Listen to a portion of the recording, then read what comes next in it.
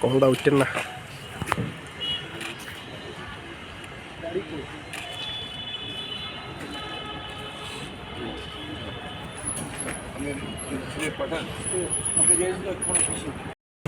আমাদের আশা বিভিন্ন রাজ্যের বিভিন্ন জায়গা থেকে হিংসার ঘটনা, মডেল কোড অফ কন্ডাক্ট ভায়োলেশনের ঘটনা, জিরো ভায়োলেন্স যেটা ইস্যু করেছিল সেটা রক্ষা না করা, নানা ঘটনা, এবং কিছু কিছু অফিসার, পুলিশের অফিসার, সিভিল অফিসার, তারা হ্যান্ড ইন গ্লাভস হয়ে শাসক গোষ্ঠীর সাথে কিছু কিছু অ্যাক্টিভিটিস করছে, যেটা আমরা মনে করলাম যে আমাদের ইসিআই সিইও সাহেবের কাছে, যে custodian of the ECI CEO সাহেবের কাছে প্রচুরে নেওয়া দরকার।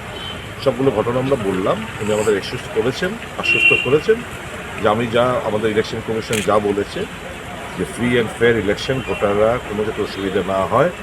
আরও আমরা অনেক কিছু এর মধ্যে অ্যানাউন্স করবো জনগণের যাতে মানে ভয়হীন এবং খুশ মেজাজে ভোট দিতে পারে। আমরা আরও বেশি কিছু কিছু পদক্ষেপ নিচ্ছি। ভোটারদের আমরা এসেও করবো যে বিগত দিনগুলো বাই ইলেকশনের কথা আমরা বলেছি, উপনির্বাচনের কথাগুলো বলেছি। That is not going to happen. I have learn many things from the by election, এবং এগুলো যাতে রিপিট না হয়, রিপিটেশন না হয়, আমরা প্রয়োজনীয় পদক্ষেপ নেব। তো আমরা এখন আশাবাদী যে নির্বাচন কমিশন আমাদেরকে সর্বদলীয় মিটিংয়ের মধ্যে যে কথাগুলো বলে গেছে সেটি অক্ষর অক্ষরে পালন করবে বলে আমাদের দৃঢ় বিশ্বাস। তার জন্য এখানে আসা এবং আমাদের আশ্বস্ত করে দেবে।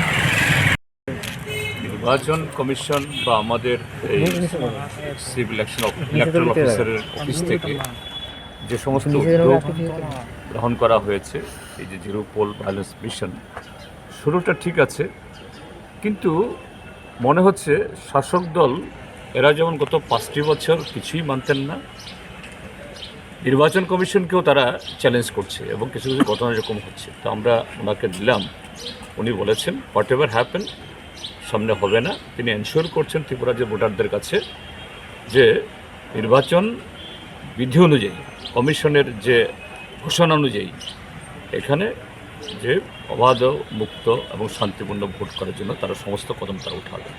এবং কিছু কিছু অফিসার যারা এই সময়েতে শাসক দলের প্রতি সাংঘাতিক নরম মনোভাব দেখাচ্ছে বা নিজের থেকেই নানাভাবে এদের সাথে যোগসাজ রাখছে, এদের কথা বলেছি আমরা সবার কাছে, নাম বলছি না, তিনি নোট করেছেন এবং তাদের বিরুদ্ধে তারা মানে তাদের শুধরায় না শুধরালে অ্যাকশন নেবেন এই কথা বলেছেন। দেখা যাক।